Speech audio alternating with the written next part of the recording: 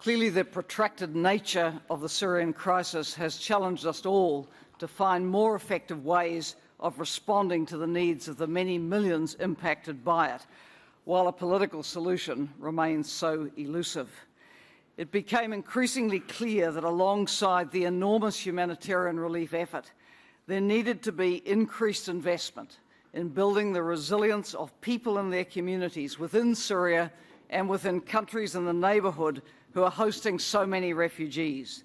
And this new approach has been well recognised in all speeches today. Development actors can respond and are responding with the means available, with support for jobs and for livelihoods, for education and for health provision, and for basic services like water and sanitation and power and waste disposal. And there needs to be a special emphasis on meeting the needs of women and girls and vulnerable groups. Access to opportunities and services like these supports people to live in dignity in Syria and supports refugees and their host communities in the neighbouring countries.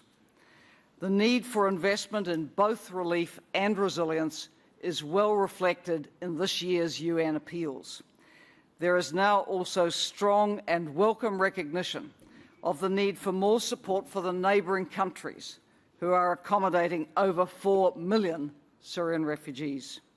Increased investments and concessional finance and/or grants will help the neighbours to implement their national response plans and boost their economies, services and infrastructure to meet the needs of increased populations.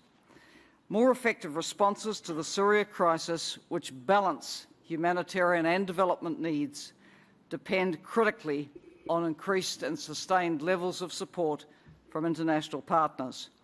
And we urge all present to seize the opportunity of this year's appeals to renew and strengthen your commitments for this year and beyond to building a better future for the many millions of people impacted by the ongoing Syria crisis.